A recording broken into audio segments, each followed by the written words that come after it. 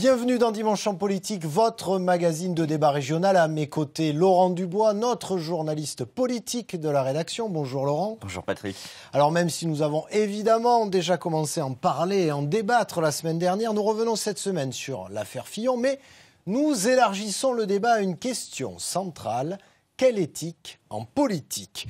Un élu local est-il plus transparent qu'un parlementaire ? Au-delà du légal, ne faut-il pas également aborder la question de la moralité? Avec nous pour en débattre, 3 conseillers régionaux. Myriam Martin, bonjour. Bonjour. Élu Ensemble Front de Gauche, vous soutenez Jean-Luc Mélenchon pour la présidentielle. Face à vous, Gérard Onesta, bonjour. Bonjour. Élu Europe Écologie, vous présidez le bureau de l'Assemblée au Conseil régional. On verra tout à l'heure à quoi sert ce bureau. Et pour la présidentielle, vous soutenez Yannick Jadot. Je confirme. Enfin, également avec nous, un élu du Front National, Thierry Vialon. Bonjour. Bonjour. Élu régional également, vous soutenez Marine Le Pen à l'élection présidentielle. Mais avant de débattre avec vous, messieurs, dames, tout d'abord, parole aux citoyens. Vous le savez, c'est la tradition. Ici, des citoyens électeurs ou pas, en colère, très critiques ou tout simplement déboussolés. On écoute leurs sentiments. Vous êtes allé leur poser la question, Laurent, politique rime-t-elle avec éthique? Réponse. Nouvelle semaine, nouvelle révélation, le canard enchaîné se déchaîne, l'affaire Fillon n'en finit pas. Alors comment réagissent les Toulousains? Est-ce que plus que jamais ils ont besoin d'éthique en politique? Eh bien on va le savoir de suite. Mais choquée.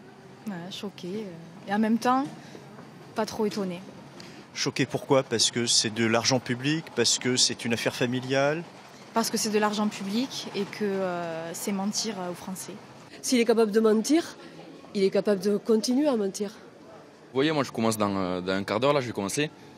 Quand vous voyez que des gens qui sont au plus haut poste de cet État et qui font des sous comme ça en douce dans le dos d'un peuple, ouais, ça me fait un peu chier. Ouais. Avec 377 € de retraite, il pourrait nous en donner un peu. C'est tout. Escroc. Voilà. Je suis dégoûtée. Vous pensez qu'on s'acharne un peu sur lui? Pas forcément, parce que il le mérite un peu, il n'avait pas à faire ça. C'est pas. Mais après, de toute façon, ils ont tous des trucs à cacher, donc c'est normal que ça leur tombe dessus un jour ou l'autre. Hein. Est-ce que vous pensez que c'est un cas isolé ou est-ce que, d'une manière générale, les hommes politiques sont corrompus? Moi, je crois que c'est en général la majorité.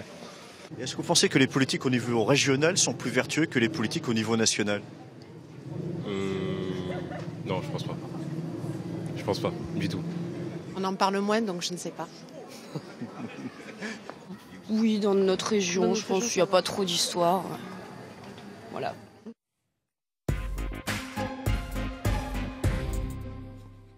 Alors, on n'est évidemment pas là pour faire le procès de François Fillon. Il y a une enquête qui est ouverte, c'est la justice qui tranchera. Mais finalement, cette affaire, est-ce qu'elle ne fait pas du tort à l'ensemble de la classe politique, Myriam Martin ? Oui, c'est une affaire qui révèle 2 choses, en fait. La première, c'est qu'effectivement, on a dans ce pays des dirigeants politiques qui confondent leurs propres intérêts avec l'intérêt public, l'intérêt général. Et je pense que c'est ce que révèle tout simplement l'affaire Fillon, avec des gens qui sont complètement au-dessus, d'ailleurs, de la réalité. D'où la déconnexion. Ils sont autistes ou malhonnêtes? Je pense que c'est un petit peu les deux, l'un entraînant l'autre, en fait. La malhonnêteté entraînant l'autisme. Et on a une réaction qui est saine, par ailleurs, mais en même temps qui confond tous les politiques. Tous les politiques ne sont pas comme ça. Et il faut répondre effectivement avec des solutions. Aujourd'hui, François Fillon ne devrait pas se présenter. Il devrait prendre ses responsabilités, faire un petit peu preuve d'honnêteté et refuser de se présenter. Est-ce que c'est pas finalement, Gérard Onesta, la victoire du tous pourri qui est souvent clamé, ou qu'ils dégagent tous, par exemple, comme dit Jean-Luc Mélenchon, quand on a des réactions pareilles dans la rue aujourd'hui? C'est le vrai risque, mais c'est vrai que les époux Fillon ont poussé le curseur de l'indécence assez loin. Je crois que quand on les entend, je me demande même s'ils se rendent compte des énormités qu'ils professent entre ce qu'ils demandent aux Français et ce qu'ils s'appliquent à eux-mêmes. Moi, je dis aux gens qui vont aller se balader dans la Sarthe, mais invitez-vous au château. Il est à vous, vous l'avez payé. Allez taper dans le frigo, faites le pique-nique dans le parc, tout ça est à vous. Il faut peut-être aller jusque-là pour que ces gens-là se rendent compte à quel point ils sont dans l'indécence. Avis à la population. Exactement. Thierry Vialon, c'est pas le risque aussi que l'abstention monte finalement pour les prochaines élections? Oui, forcément. Je pense qu'effectivement, une partie des électeurs vont se réfugier dans l'abstention, même si ce n'est pas la bonne solution. Mais je voudrais revenir sur le cas Fillon. Je pense que c'est un des énièmes avatars en matière de moralité de la vie publique. Enfin, je pense que le Parti socialiste n'est pas en reste avec l'affaire Thévenoud, l'affaire Cahuzac, donc tout cela, c'est du pareil au même. Et alors, je reviens là justement à votre reportage. Au niveau local, on a quand même eu des cas dans la région. On a eu Madame Négrier quand même qui s'est servie. Conseil régional voilà. qui a été condamné en Donc justice. voilà, effectivement, je pense, d'ailleurs certains l'ont relevé, que les conseillers régionaux, les élus locaux ne sont pas exempts d'immoralité en matière de vie publique. Et quand Marine Le Pen doit rembourser 300 000 € à l'Europe?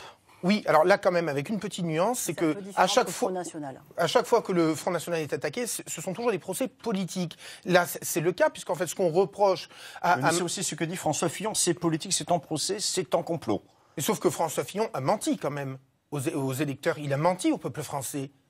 Enfin, il s'est présenté comme un parent bon vertu. Qu'elle n'aurait pas dû recruter des assistants parlementaire. Pas du tout. Marine Le Pen dénonce justement un procès politique de la part de l'Europe, que Marine Le Pen combat, que nous combattons, et l'Europe tentant de mettre son nez dans ce que devraient faire ou pas les assistants du Front National. Enfin, certainement pas garde du corps, parce qu'il se trouve que je suis l'auteur du texte européen qui empêche ce genre de dérive. Alors justement, est-ce qu'on doit s'inspirer pour plus d'éthique, avant de revenir au local, de ce que demande l'Europe en termes d'éthique et de réglementation? Les assistants parlementaires européens, puisque une fois de plus je suis l'auteur du texte, ne peuvent pas être l'époux, le fils ou la grand-mère de l'élu. D'ailleurs, j'observe que le Front National a essayé de trouver une parade en faisant embaucher quelqu'un de la famille par le collègue du même groupe, une sorte de commerce triangulaire. Un de vos confrères BuzzFeed a donné les noms cette semaine. Il faut croire que, quelle que soit la règle, le FN a toujours une petite magouille d'avance. Mais également, il a été fixé dans la règle qu'il n'est pas question de prendre de l'argent européen pour faire autre chose qu'un travail européen. Quand on détourne l'argent de ce qui est l'objectif initialement prévu, ça s'appelle un détournement de fonds. On doit s'inspirer de ce qui se fait à l'étranger ou pas, Myriam Martin? Il y a deux choses. On peut s'inspirer. C'est vrai qu'il y a de l'éthique dans un certain nombre de pays où ce que nous vivons en France ne se produirait pas. Je pense par exemple aux pays du Nord, la Suède, etc. Je voudrais dire quand même une chose, c'est que dans ce pays, quand même, on a deux problèmes. Il y a la Ve République, qui pour moi est un système politique qui génère ce type de comportement, qui est un système politique qu'il faut absolument changer. Mais il y a une deuxième chose que je voudrais dire, c'est que, attention, il y a effectivement ce qui se passe au Parlement européen qui n'inspire pas toujours nos concitoyens, parce que le Parlement européen, ou en tout cas l'Europe aussi, c'est pas que le Parlement, c'est la Commission et c'est des politiques d'austérité qui fait qu'on rejette un petit peu ce qui peut venir de l'Europe. Mais il y a aussi, par exemple, des révocations possibles. Aujourd'hui, il y a des pétitions qui circulent, qui recueillent des centaines de milliers de signatures par rapport à Fillon et qui demandent à Fillon de ne pas se présenter. Je pense qu'il faut faire aussi confiance aux initiatives de ce type-là et dire, en gros, il faut les inscrire dans la loi. Aujourd'hui, il faut révoquer par un système de pétitionnaires quand on n'est pas aujourd'hui capable de conduire son mandat. Pétition, c'est une sorte de vengeance populaire. Est-ce que c'est pas une sorte de justice expéditive? Je ne crois pas. D'abord, je parle qu'il faut s'inspirer de ça pour légiférer, c'est-à-dire pour faire des lois qui permettent de... je ferai remarquer que ce qui circule sur Internet est tout à fait correct. Il dit remboursez ce que vous avez volé et ne vous présentez pas parce que vous n'avez pas à le faire. Alors, ce que vous avez volé, ce que dit François Fillon, on va voir ce qu'il a déclaré. Il a dit « Ce que j'ai fait n'est pas illégal. Suis-je autant quitte ? Sur le plan moral, ce n'est pas au système médiatique de me juger, c'est aux Français de décider. » Qu'est-ce que ça vous inspire, cette déclaration, Thierry Vialon? Finalement, la légalité, ça ne suffit pas toujours. Il faut aller au-delà. Non. Effectivement, oui. Je pense que l'éthique en politique, c'est l'ensemble des règles, des mœurs qui vont conduire à une bonne conduite. Donc, mais enfin, là encore, j'en reviens... Certes, l'affaire Fillon est un déclencheur, mais enfin, se faire traiter de magouilleur par Monsieur Onesta, non, mais j'en reviens à ça, parce que c'est quand même, ça ne manque pas de sel tout de même, qui vole toujours au secours d'une majorité tant présidentielle que locale, qui est aux affaires et qui a aussi des affaires en cours. Tout ce que vous avez trouvé sur moi, c'est faible. C'est déjà pas mal. C'est extrêmement faible. Puisque vous parlez d'éthique, j'aurais aimé que vous expliquiez comment le compagnon de Marine Le Pen, Louis Alliot, a travaillé pendant des années comme assistant, alors que la règle que j'avais écrite disait qu'il ne pouvait pas. Alors il disait oui, mais le contrat a été signé avant, c'est légal. C'est légal, mais c'est pas éthique. L'éthique, c'est aller au-delà de la loi, surtout quand la loi est mal faite. L'éthique, c'est une question de conscience, une question de rapport à la citoyenneté. Et vous n'avez pas de problème de conscience je ne suis pas en train de vous parler pour soutenir Mme Delga qui protège Mme Négrier. Arrêtez un peu. Carole Delga, j'ai discuté avec elle il y a quelques heures. On a parlé justement de ce qu'elle allait faire de son indemnité de mandat. En fin de mandat, elle m'a dit, mais bien évidemment, Gérard, je vais le rendre à l'Assemblée. Je préfère discuter avec des gens comme ça que des gens qui trichent. Qui trichent, une fois de plus, c'est une règle que je connais, je l'ai écrite de manière manifeste. Vous trichez, vous n'êtes pas les pourfendeurs du système, vous êtes les pires profiteurs. C'est un vrai problème, oui, parce que la défense de l'éthique en politique, c'est pas toujours accuser les autres et ne pas regarder balayer devant sa porte. Parce que le Front National, vous parlez des élus locaux et régionaux ou locaux, municipaux par exemple, a eu des affaires quand même. Quand le Front National a dirigé 4 villes, pensez à Marignane, à Orange, à Toulon, il y a eu des mises en examen des élus FN. Donc je crois qu'on ne peut pas se targuer de donner des leçons aux autres et de ne pas soi-même revoir ce qu'on fait. Parce qu'il y a l'affaire du Parlement européen, mais il y en a d'autres affaires. Oui, il y a l'affaire aussi Rivoal, l'affaire Panama Papers, dans laquelle effectivement le Front National est aussi mis en cause. Donc je crois qu'il faut faire attention. Effectivement, les affaires concernant les partis au pouvoir, il y en a des listes. Ça, je ne suis pas au pouvoir et je n'ai pas d'affaires. Vous avez soutenu le pouvoir, vous êtes un supplétif du pouvoir, madame. Les solutions éventuelles, il en existe, les initiatives locales notamment. Voyons, d'ailleurs, celle-ci, elle vient d'un élu écologiste de la Haute-Garonne. Il fait signer une pétition pour interdire les emplois familiaux des parlementaires. Tiens. Reportage signé Karine Pellat et Thierry Villéger.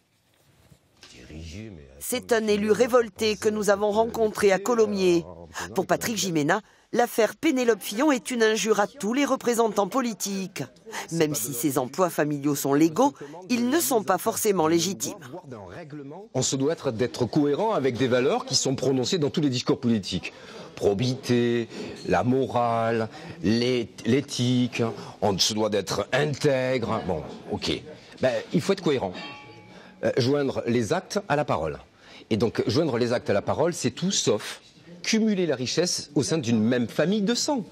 Fictif ou pas, le conseiller municipal veut aller au-delà et interdire ces passe-droits quand il s'agit d'argent public. La pétition, c'est simplement un démarrage. C'est-à-dire on démarre avec l'interdiction pure et simple de l'emploi de membres de leur famille pour tous les députés, voire même tous les parlementaires, parce qu'il y a aussi le Sénat. Donc voilà, c'est je dirais, le bon sens près de chez vous. Un bon sens partagé par tous ceux que nous avons croisés. Il faut arrêter, il faut que la loi elle change là. Et que là, ils soient comme les autres. Il y a tellement de gens au chômage maintenant, il faut donner les chances à tout le monde, moi je dis. On embauche les gens sur leurs compétences, pas par lien d'affiliation. Voilà, c'était au temps des rois. C'est la malhonnêteté, ça. Il n'a pas le droit d'être président de la France. La pétition a recueilli près de 350 signatures. Alors, dans la droite lignée de ce qu'on vient d'entendre, il a lui-même déclaré, François Fillon, collaborer en politique avec sa famille, c'est désormais un usage rejeté des Français. Il l'a compris et je crois qu'on l'a tous compris. Alors, comment on met fin à cet usage, Gérard Mondesta ? Je crois que l'initiative de Patrick Gimena fait partie des bonnes pratiques. C'est-à-dire qu'il faut s'insurger quand il y a quelque chose qui ne fonctionne pas en politique. Alors c'est quoi, on fait passer une loi ? Bien évidemment. Mais qui l'a fait passer cette loi ? Le Parlement. Le Parlement européen a changé les règles pour le Parlement européen. Il n'y a plus de circuit salaire, les prestataires de services véreux sont contrés, etc., etc. Donc quand on veut, on peut en politique. Je vais vous donner... Il y a des assistants au conseil régional. Comment ils sont recrutés ? Sur quelle base vous avez recruté vos assistants au conseil régional ? Alors, que je sache, en ce qui concerne notre groupe, puisque nous sommes dans le même groupe avec Myriam, il n'y a personne qui a un quelconque lien familial du début à la fin. On a fait ça sur compétence. Thierry Vialon ? Chez nous non plus, nos assistants n'ont aucun lien familial avec aucun des élus du groupe. Alors comment on fait pour mettre un terme à ces usages rejetés par les Français ? Comment on fait ? Les bras m'en tombent quand j'entends dire il faut légiférer. Enfin, les Verts étaient au pouvoir, ils étaient au gouvernement, ils n'ont pas légiféré. Alors, c'est toujours, vous savez, recherche, il faut, mais quand on y est, on fait. Voilà. Eh bien, très bien. Moi, je vais vous donner un exemple concret.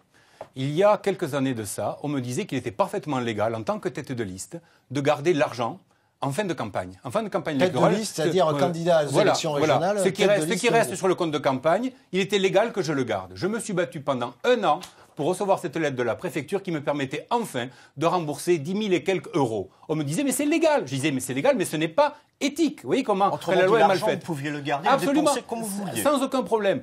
Alors, en faisant ça, la loi a changé.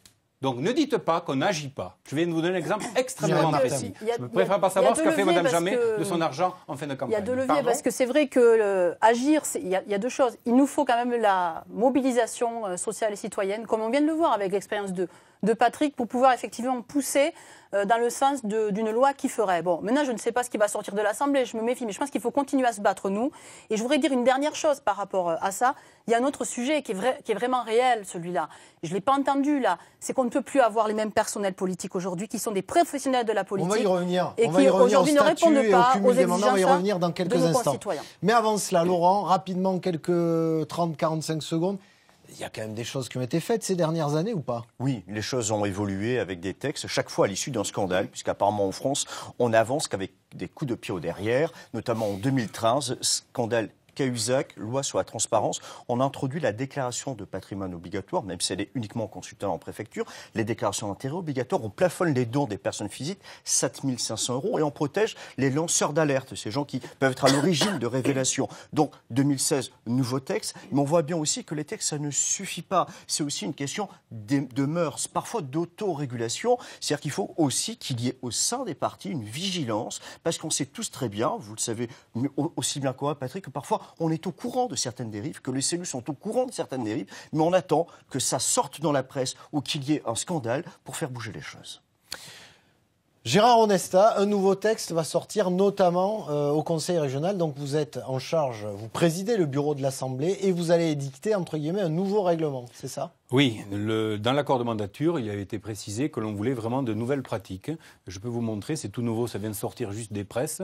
Les élus vont le recevoir dans quelques jours. Tous les élus du Conseil régional vont devoir remplir une déclaration de transparence financière qui dira que dans l'année écoulée, là c'est pour 2016, quels sont les moyens qu'ils ont reçus, les moyens financiers, c'est quoi leur indemnité. Est-ce que ce sera contrôlé ? Et ce sera contrôlé bien par les services et ce sera public. Vous pourrez y mettre votre nez, messieurs. Allez voir de plus près. On s'en prendra pas, pour tout vous dire. Quels sont les moyens matériels, les moyens humains, qui travaille pour qui. Tout ça sera public. Nous allons également lancer, et ce sera maintenant quelques semaines, rendre public le taux d'assiduité des élus avec une retenue des indemnités proportionnelle. Vous n'êtes pas là pendant 30% du temps, eh bien, votre indemnité est diminuée de 30%. Nous allons lancer en juin... Ça existait dans le passé, mais c'était un peu foireux parce qu'il y avait moins de passer entre les mailles du Exactement, filet. là on a effectif. densifié les choses et c'est effectif dans quelques jours. On va changer également les outils de la citoyenneté active, c'est-à-dire permettre à des citoyens de s'impliquer à travers des budgets participatifs, l'interprétation de l'Assemblée, pour faire tomber cette barrière entre les élus et les non-élus.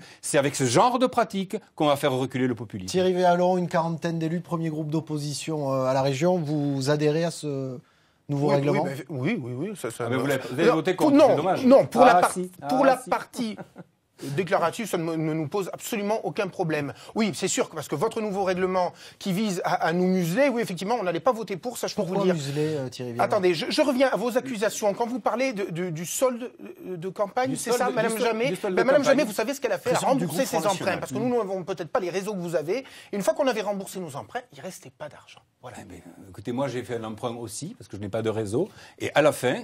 il restait 10 000 et quelques. Vous ne deviez pas avoir les mêmes taux d'intérêt, peut-être. Au centime près, vous aviez prévu un budget de campagne au centime près. Vous ne deviez pas avoir les mêmes taux d'intérêt. Très. Myriam Martin, on va en revenir à ce que vous nous disiez tout à l'heure, notamment les professionnels de la politique. La loi sur le non-cumul des mandats, est-ce que c'est suffisant, d'après vous, pour endiguer, entre guillemets, cette tendance à la professionnalisation de la politique ou pas ? Non, je pense que ça ne va pas assez loin. Voilà, il faut être très très honnête aujourd'hui. Beaucoup d'élus sont des professionnels de la politique. Pour certains, d'ailleurs, n'ont jamais travaillé, ont fait carrière dans leur parti politique.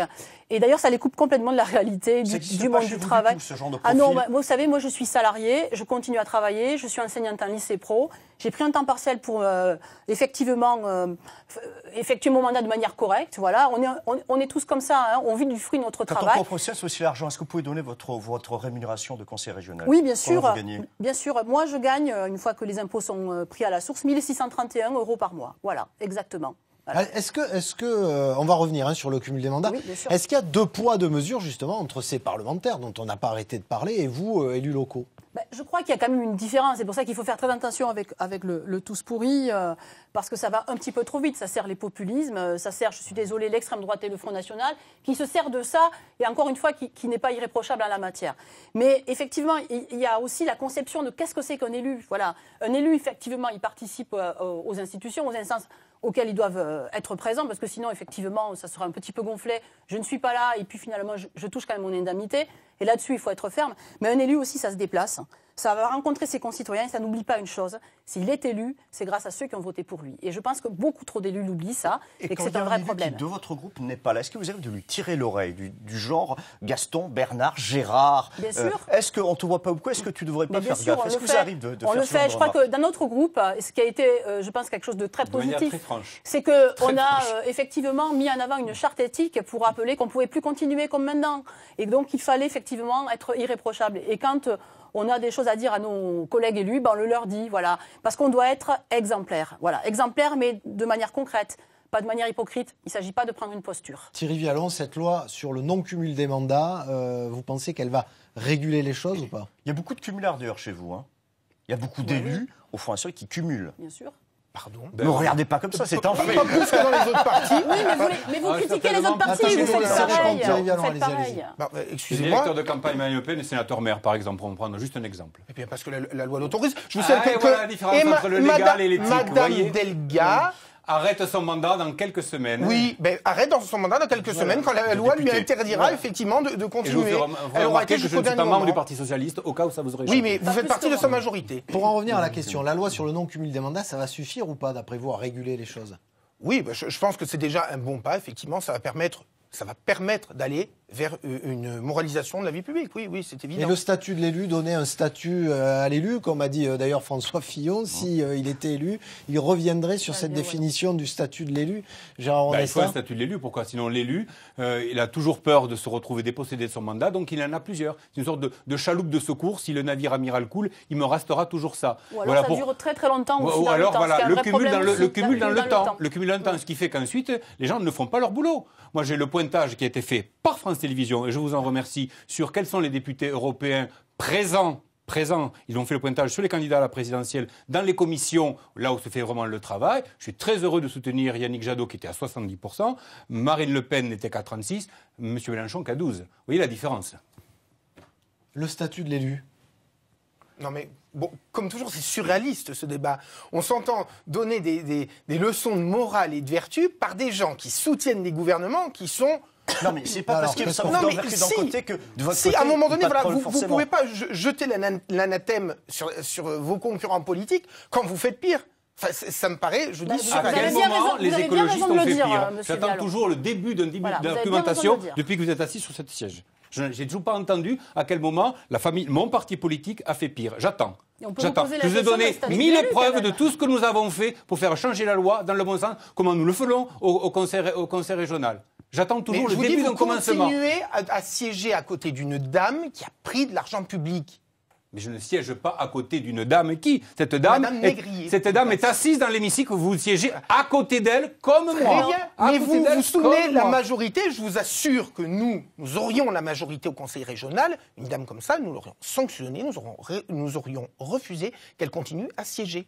Donc je reviens à ma question. À part qu'il faut la pousser à démissionner. Oui, juridiquement c'est compliqué. Oui, juridiquement c'est compliqué. Fait le maximum. Voilà. Bon, alors on arrive à la conclusion. Je n'imagine même pas comment vous auriez fait. Alors, d'après vous, on revient à la question centrale de cette émission. Quelle éthique en politique? Myriam Martin, pour conclure, quelles sont les priorités pour vous pour amener plus d'éthique en politique? Alors d'abord, ce que j'ai dit, changer et aller plus loin en termes de loi, il faut... effectivement qu'on puisse interdire le cumul des mandats. Moi, je ne crois pas qu'on puisse être maire, puis qu'on puisse être sénateur ou qu'on puisse être conseiller régional et maire d'une ville. C'est le cas de pas mal de partis dans l'hémicycle, dont le Front National. Je pense qu'il faut aller plus loin et qu'il faut aussi révoquer des élus qui ne respectent pas leurs promesses ou bien qui se conduisent comme on vient de le voir malheureusement avec l'affaire Fillon, c'est-à-dire en se servant dans l'argent public.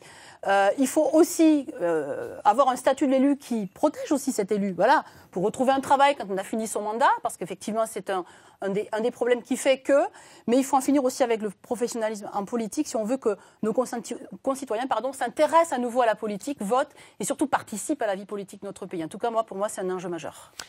Gérard Onesta, les priorités pour donner plus d'éthique en politique? C'est faire ce qu'on est en train de faire au Conseil régional, c'est-à-dire vraiment, concrètement, vous n'êtes pas là, vous n'êtes pas payé, combien vous recevez de moyens, c'est public, c'est contrôlé, c'est vérifiable. Vous savez, en éthique, comme un amour, c'est la même chose. En amour, il n'y a pas d'amour, il n'y a que des preuves d'amour. Et en éthique, il n'y a pas d'éthique sans preuve d'éthique. C'est bon, c'est poétique. C'est pour la Saint-Valentin. Thierry Vialon, même question. Quelle éthique en politique? Qu'est-ce qu'on met en place? Quelles sont les priorités pour vous? Moi, je pense que l'éthique, au-delà de la question financière, doit aller plus loin que ça. L'éthique, c'est aussi respecter la parole de son opposition, chose qui n'est vraiment pas faite dans la région Occitanie, quand on voit la présidente qui se saisit du micro. C'est autoriser les représentations dans les organismes extérieurs, dans les lycées de l'opposition, avec une règle qui est simple, c'est la proportionnelle. C'est ne pas faire des assemblées parallèles, telles que l'Assemblée des territoires, dont on exclut encore une fois l'opposition. Voilà. Au-delà de la simple question financière, l'éthique, c'est aussi respecter la voix de l'opposition. Laurent, en 40 secondes, parce que nos invités ont conclu très vite et c'est tout à leur honneur, qu'est-ce qu'on retient de cette émission? On retient quand même qu'il y a des propositions qui sont faites, même si du côté Conseil régional, il reste une autre zone peut-être à acquérir, c'est la question des marchés publics et des relations entre l'institution régionale et certains opérateurs économiques de la grande région, dont le groupe de presse de Jean-Michel Baillet, pour ne pas le citer. Il y a aussi la question, effectivement, de savoir comment le Front National, comment expliquer ce silence du Front National gêné, parce qu'effectivement, le Front National a été mis sur la sellette, mais on doit rappeler que malheureusement, l'absence de transparence touche tous les partis politiques, du PS en passant par le Front National. Il ne s'agit pas de mettre sur un pied d'égalité, mais de rappeler quand même que la France souffre d'un vrai problème, d'une absence de transparence, une absence de culture de la transparence. Merci Laurent. On suivra évidemment ces dossiers. C'est pour quand la charte, Gérard Onesta? La déclaration de transparence financière et l'assiduité des élus dans les jours et semaines qui viennent. Le mois de mars ne sera pas là, que vous aurez déjà tous ces éléments. Bon, écoutez, on va suivre ça. Merci à vous, en tout cas, à tous les trois, d'avoir accepté ce débat. Un débat, vous le savez, qui continue sur notre blog, le blog politique. La semaine prochaine, Laurent, on donne la parole à des élus de montagne. Alors que les Pyrénées sont prises d'assaut par les vacanciers, on va se poser la question de comment faire vivre notre massif toute l'année et comment amener tous les services au quotidien dont on a besoin. Après la pente glissante de Fillon, direction les pistes de ski. Voilà, je la sentais arriver celle-là. Enfin, d'ici la semaine prochaine, vous retrouvez votre édition régionale de la mi-journée. Je vous souhaite une bonne fin de week-end et donc à la semaine prochaine.